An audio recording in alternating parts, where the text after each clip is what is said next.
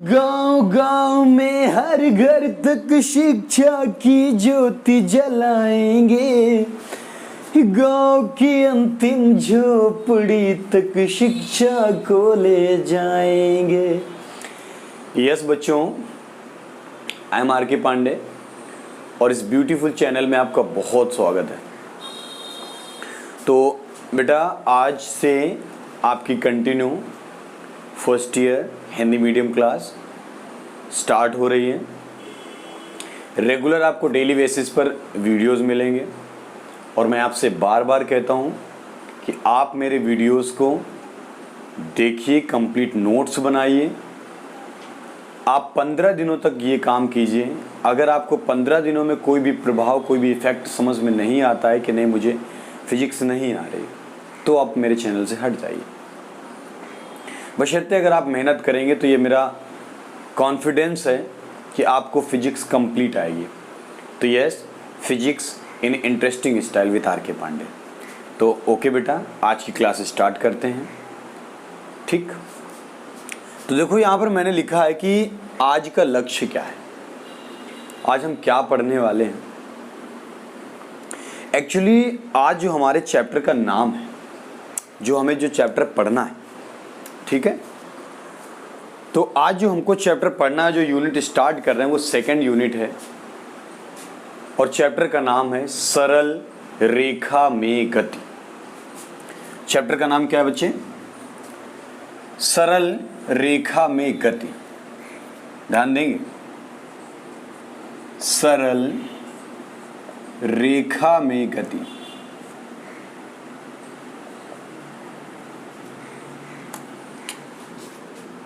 इसका मतलब क्या हुआ? Motion in straight line. English में इसी चीज को क्या कहेंगे? Motion in straight line. Motion in straight line, सरल रेखा में गति पढ़ रहे हैं। बहुत ही प्यारा चैप्टर है और बहुत ज़्यादा इंपॉर्टेंट है आपकी कॉम्पिटिटिव एग्जाम्स के लिए। For example air force, navy etcetera etcetera, बहुत ज़्यादा पेपर आते हैं एनडीए वगैरह में इसके, और आपकी क्लास में तो इम्पोर्टेंट है ही।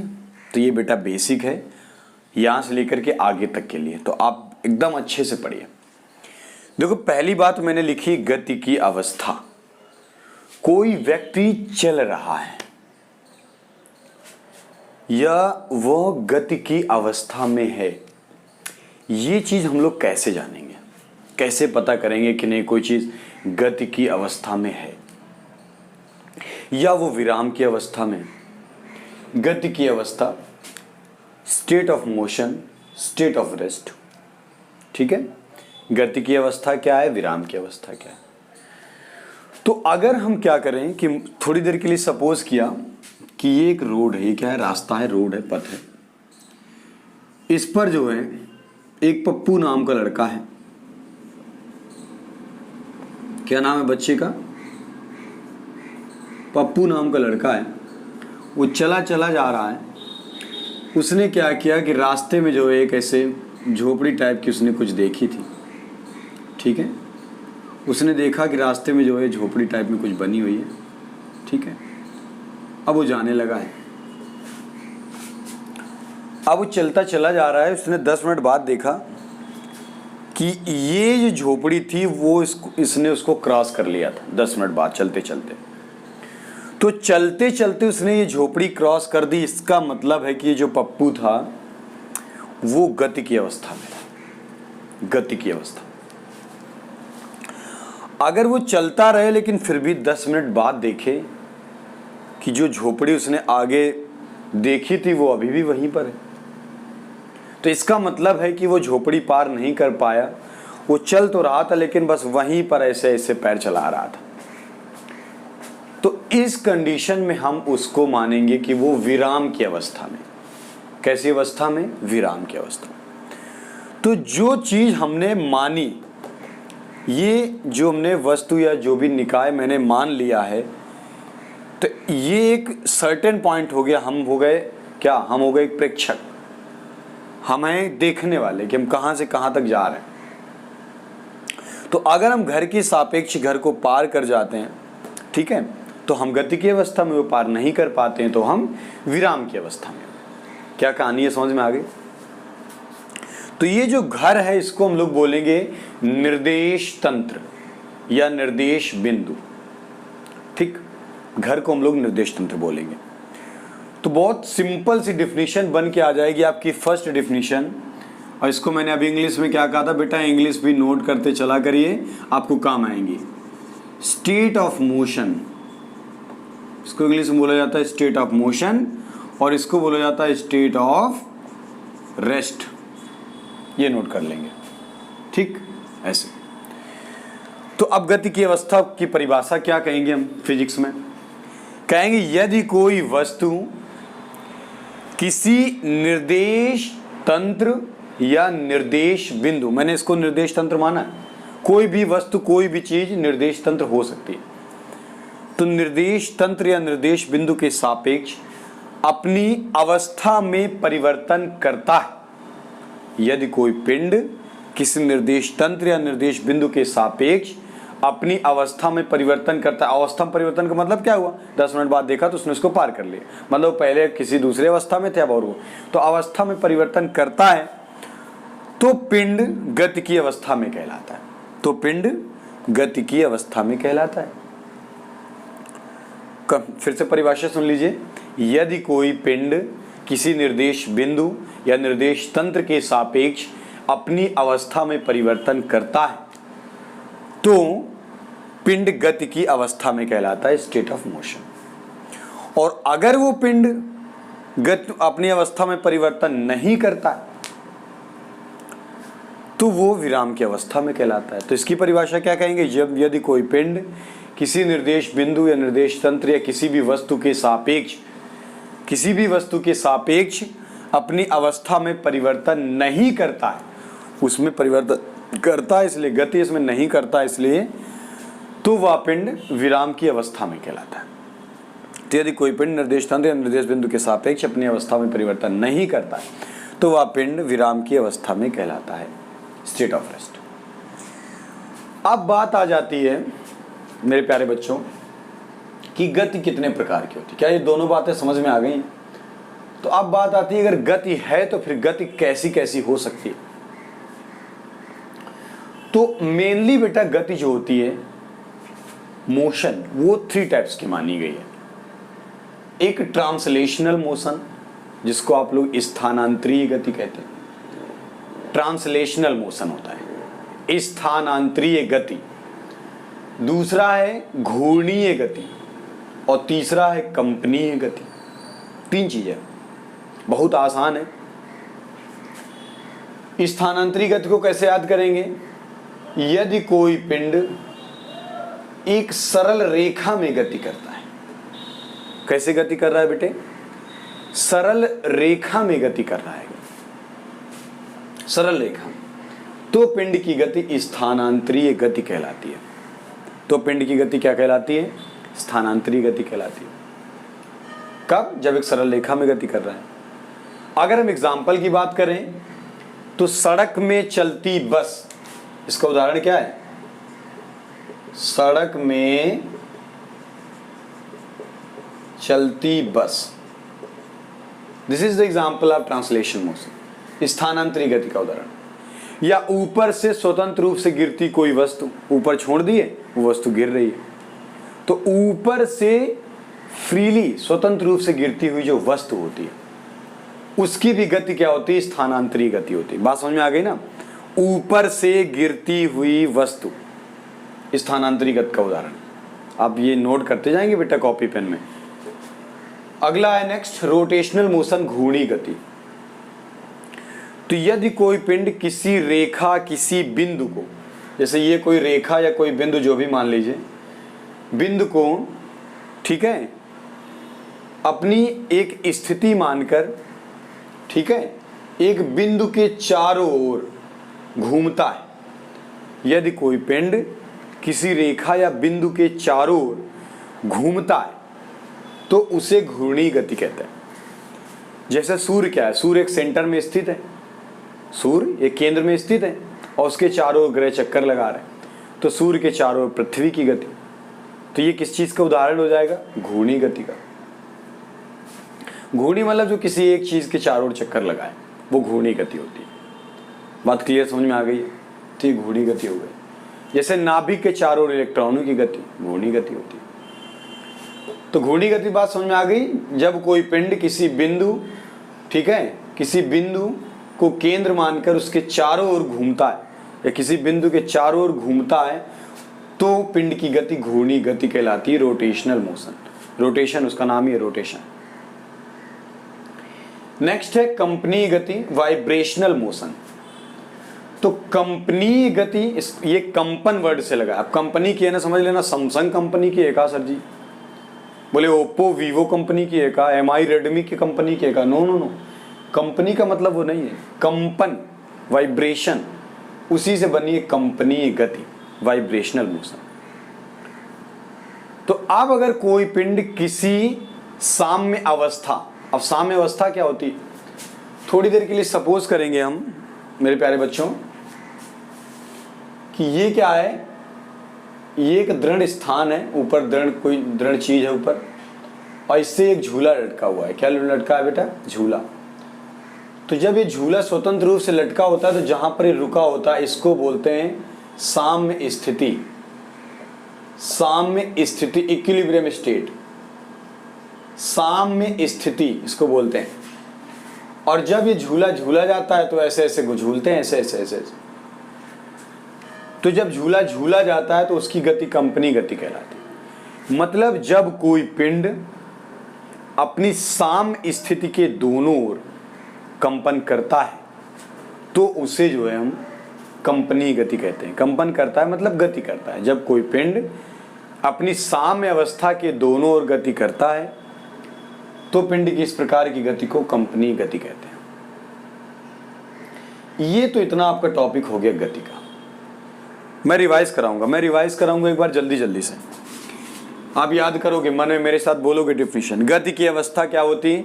जब कोई पिंड किसी निर्देश तंत्र या निर्देश बिंदु के सापेक्ष अपनी अवस्था में परिवर्तन करता है, तो पिंड की गति या पिंड गति की अवस्था में कहलाता है।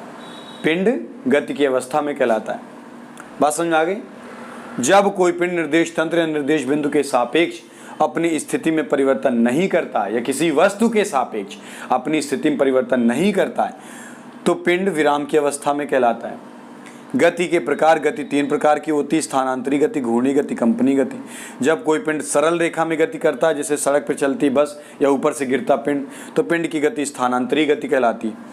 घूर्णी गति क्या है? जब कोई पिंड किसी बिंदु के चारों ओर चक्कर लगाता है, तो उसे घूर्णी गति कहते हैं। ठीक है, इनके हमने उदाहरण दिए, पृथ्वी के चाहे सूर्य के चारों ओर पृथ्वी की गति, ठीक है, या नाभिक के चारों ओर इलेक्ट्रॉनों की गति। कंपनी गति, वाइब्रेशनल मोशन, जब कोई पिंड अपनी साम्य स्थिति के दोनों ओर गति करता है, तो उसे कंपनी गति कहते हैं। जैसे झूले की गति है, या घड़ी के पेंडुलम, घड़ी के, जैसे वो देखा अलार्म वाला पेंडुलम, ये घुमा करता है, तो घड़ी के पेंडुलम की जो गति होती है, उसको भी हम लोग कंपनी गति कहते हैं। तो बात समझ में आ गई है? यहाँ परमाणु, इसमें क्या था? नाभिक के चारों ओर इलेक्ट्रॉनों की गति, बेटा लिख लेंगे, नाभिक के चारों ओर इलेक्ट्रॉनों की गति, सूर्य के चारों ओर पृथ्वी की गति। ये रोटेशनल मोशन हो जाएगा, घूर्णी गति। और कंपनी गति मैंने बता दिया, झूले की गति, जो झूला होता है, और दूसरा घड़ी के पेंडुलम की गति। नोट कर लिया? अब बात आती है निर्देश तंत्र या निर्देश बिंदु क्या है। तो अब मैं इसको रिमूव कर रहा हूं बेटा, ठीक है? अब आप इसको हल कीजिए, हटा दूं इसको। देखिए, हर जीत जाएंगे हम, जीत जाएंगे हम, तू अगर संग हो। जिंदगी हर कदम एक नई जंग है, जिंदगी हर कदम एक नई जंग है। सच में बेटा, लाइफ इज अ स्ट्रगल। आप अपने आप को जितना ज़्यादा उठा सकते हो, जितना ज़्यादा आप अपने आप को खुद को मोटिवेट कर पाते हो, दूसरों को देखकर इंस्पायर होकर उतना होइए, आप पढ़िए लाइफ में। अगर आप पीछे रह गए बेटा तो फिर आप बहुत पीछे रह जाओगे और फिर आपको मजदूरी करने में अच्छा नहीं लगेगा। So this is your golden time. Mummy papa का आपके ऊपर पूरा हाथ है कि बेटा पढ़ो। So don't make the lame excuses of कोविड-19। उसका कोई झूठा बहाना मत बनाओ। लेम एक्सक्यूज मतलब झूठा बहाना। तो बेटा क्या करेंगे आप लोग, आप फिजिक्स विद आर.के. पांडे आप पढ़िए। जो चीज़ प्रॉब्लम हो आप, ये आपका नंबर है व्हाट्सएप नंबर, आप मुझे क्वेरी कीजिए, आप मुझे बताइए या कमेंट करके कमेंट बॉक्स पे आप हमको लिखिए, आपकी प्रॉब्लम दूर होगी। तो नेक्स्ट अपनी डिफिनीशन है कि व्हाट इज निर्देश तंत्र। निर्देश तंत्र को इंग्लिश में बोलते हैं frame of reference. Frame of reference, निर्देश तंत्र। फ्रेम ऑफ रेफरेंस मतलब निर्देश तंत्र। हर वह वस्तु या निकाय, कोई भी पिंड हो, वस्तु हो, निकाय हो, कण हो, पहाड़ हो, मंदिर हो, खड़ी बस हो या चलती बस हो, ट्रक हो, कुछ भी हो, तो कोई भी पिंड या वस्तु या निकाय जिसके सापेक्ष हम किसी अन्य वस्तु की स्थिति और गति, दो बातें, स्थिति और गति का अध्ययन करते हैं। निर्देश तंत्र क्या लिखेंगे, प्रत्येक वह वस्तु या निकाय जिसके सापेक्ष किसी अन्य वस्तु की स्थिति और गति का अध्ययन किया जाता है, उसे निर्देश तंत्र कहते हैं। क्या कहते हैं, निर्देश तंत्र। तो अब निर्देश बिंदु क्या है, बोले बात तो एक ही सर, तो थोड़ा सा डिफरेंस। निर्देश बिंदु, ठीक है, पॉइंट ऑफ रेफरेंस। निर्देश बिंदु जो है वो वह बिंदु है जिससे उस वस्तु की दूरी मापी जाती है। मैं लिख दूंगा ये बात को, जो निर्देश बिंदु है इससे किसी वस्तु की दूरी नापी जाती है। दूरी, किसी वस्तु की दूरी मापी जाती है। जैसे ये क्या था, ये जो पॉइंट है, हमने निर्देश तंत्र तो कहा, लेकिन एक्चुअली में निर्देश बिंदु भी है ये, चूंकि हम इससे जब दूरी नापेंगे निर्देश बिंदु हो जाएगा। किसी भी एक, इस पॉइंट से ले लिया तो ये निर्देश तंत्र हो गया। पूरा घर जो है निर्देश तंत्र, ये निर्देश बिंदु हो गया। आगे से इस पॉइंट से ले लिया, निर्देश बिंदु हो गया। तो निर्देश बिंदु क्या होता है, वह बिंदु जहां से जो है इस वस्तु की दूरी मापी जाती है। तो दूरी जहां से मापी जाती है, लिख देंगे हम, दूरी मापी जाती है, उसे निर्देश बिंदु कहते हैं। तो निर्देश तंत्र, निर्देश बिंदु, क्लियर हो गई बातें। तो निर्देश तंत्र वह वस्तु या वह निकाय जिससे किसी अन्य वस्तु की स्थिति व गति का अध्ययन किया जाता है, निर्देश तंत्र कहलाता है। ठीक है, उदाहरण के लिए कोई भी चीज़ आप ले सकते हैं। अभी मैंने आपको बताया है कि बस, ट्रक, पहाड़, कुछ भी, मंदिर अंदिर, खंबा, ठीक है, रेलवे स्टेशन, बस स्टेशन, जो कुछ भी है, ठीक है, आप जिसको मान रहे हैं वो निर्देश तंत्र हो जाता है। तो निर्देश बिंदु मैंने आपको बता दिया। अब बात आती है कि निर्देश तंत्र होते कितने प्रकार के। बेटा एक एक चीज़ आपको पढ़ाई जा रही है, एकदम बेसिस है। जब आप यही क्लियर करोगे तब आप न्यूमेरिकल लगा पाओगे कि न्यूमेरिकल क्या होते हैं। यानी आपको यही लगता है कि न्यूमेरिकल क्या है सर जी। तो निर्देश तंत्र व निर्देश बिंदु मैंने आपको बता रखा है। अब आता है निर्देश तंत्र के प्रकार, types of frame of reference. निर्देश तंत्र के प्रकार। तो निर्देश तंत्र बेटा थ्री टाइप्स के होते हैं, 3 प्रकार के होते हैं। कार्तीय निर्देश तंत्र, ध्रुवीय निर्देश तंत्र और बेलनाकार निर्देश तंत्र। आप अपने सिलेबस पर जाएंगे तो अभी जितना पढ़ा वो इंपॉर्टेंट है। ये तीनों टाइप्स आपसे कभी नहीं पूछेगा कि निर्देश तंत्र कितने प्रकार के होते हैं। हाँ, जो कार्तीय निर्देश तंत्र के 2 प्रकार हैं, कार्तीय भी जो निर्देश तंत्र वो 2 प्रकार के होते हैं, जड़त्वीय निर्देश तंत्र और अजड़त्वीय निर्देश तंत्र। तो ना जाने कितनी बार आपके पेपर में, आपके एग्जाम में पूछा गया है कि निर्देश तंत्र क्या है, जड़त्वीय और अजड़त्वीय निर्देश तंत्र की व्याख्या कीजिए। निर्देश तंत्र क्या है, जड़त्वीय और अजड़त्वीय निर्देश तंत्र की व्याख्या कीजिए। तो मैंने आपकी जानकारी के लिए बता दिया कि निर्देश तंत्र 3 प्रकार के होते हैं, कार्तीय, ध्रुवीय और बेलनाकार। ठीक है, हटा दूं? अच्छा, बेटा जो कार्तीय निर्देश तंत्र होता है उसको 3 पार्ट में लिया जाता है, 1 विमी, 2 विमी और त्रिविमी। 1 विमी के लिए एक सरल रेखा ले ली जाती है, कहीं से एक पॉइंट ले लिया जाता है, जहाँ पर है उसकी दूरी माप ली जाती है, डायरेक्ट आ जाता है। मान लो पॉइंट O हो गया, P हो गया, ये डिस्टेंस माप ली गई, जो कुछ भी ये डिस्टेंस थी आ गया आपका। जब 2 डायमेंशनल की बात करेंगे तो यहाँ पर एक प्लेन बना लिया जाता है इस तरीके से, एक्स एक्सिस वाई एक्सिस, है ना। तो इस तरीके से इसको हटा दिया जाता है, ये एक्स एक्सिस वाई एक्सिस कहीं पर भी प्लेन है तो ये दूरी मापी गई, ये दूरी, ये पॉइंट O है, यहाँ से x, यहाँ से y, तो यहाँ से दूरी जाके आपका x, y पॉइंट बना दिया, डिस्टेंस आ गई। तो कार्तीय निर्देश तंत्र की बात कर रहे हैं कि डिस्टेंस कैसे मापेंगे। और जब त्रिविमी की बात करते हैं तो त्रिविमी में 3 डायमेंशनल लेना पड़ता है ऐसे। अब अगर कोई पॉइंट फॉर एग्जांपल यहाँ पर है कोई चीज़, देखो ध्यान से, जैसे ये यहाँ पर कोई चीज़ है ऐसे और ये पॉइंट पर स्थित है, ध्यान देना। तो अगर ये पॉइंट पर स्थित है इस तरीके से ऐसे, ठीक है, तो ये x डिस्टेंस, ये y डिस्टेंस, ये z डिस्टेंस, ठीक है, ये x एक्सिस, y एक्सिस और z एक्सिस, तो ये तीनों की डिस्टेंसेज आ जाएंगे आपकी। इस तरीके से हम कार्तीय निर्देश तंत्र को मापते हैं तीनों जगह पर। तो अभी आप सिर्फ इतना समझ लीजिए, 1 विमी, 2 विमी, त्रिविमी। 1 विमी में रेखा होती है, 2 विमी में कार्तीय तल आ जाता है, ठीक है, समतल, और ये आ जाता है आपका त्रिविमी में, ठीक है। खैर ये बात आपको आपकी जानकारी के लिए, आपको बेसिक क्लियर करने के लिए बता दिया है। बाकी अब अपने मेन टॉपिक पे आते हैं जो सबसे ज़्यादा क्वेश्चन पूछा जाता है। जड़त्वीय निर्देश तंत्र को इंग्लिश में बोलते हैं inertial frame of reference.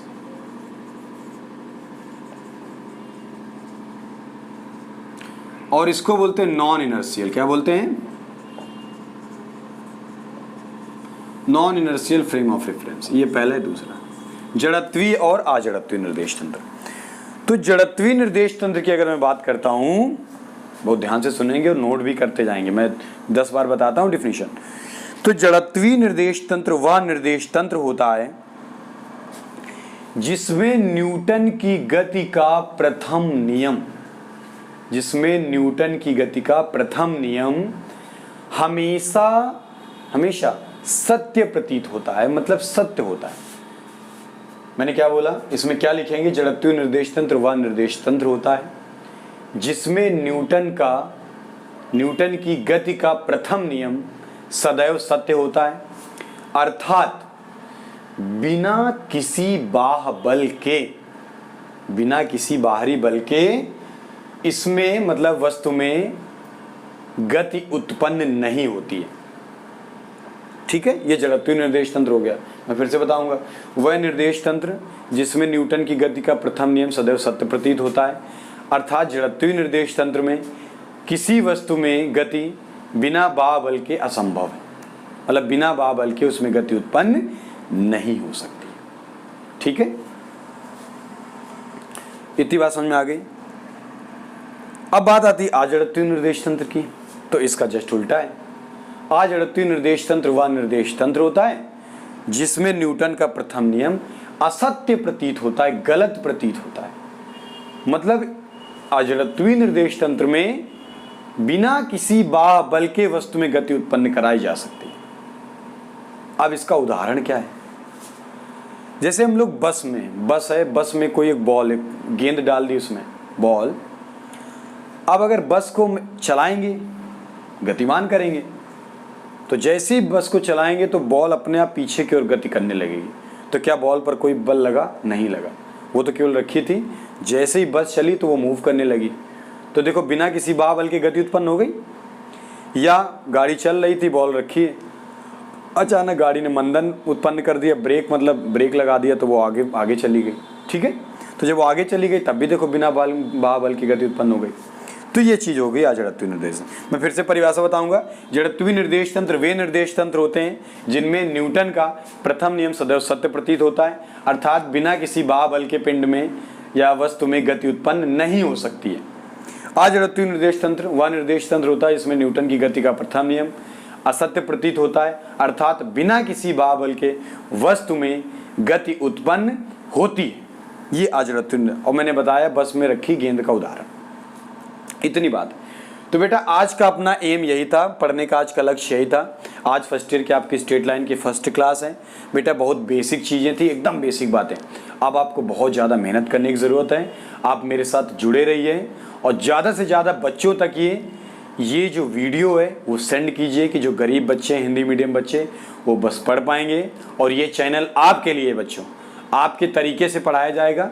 Okay, तो ठीक है बेटा, अपना ख्याल रखिए कोविड-19 में।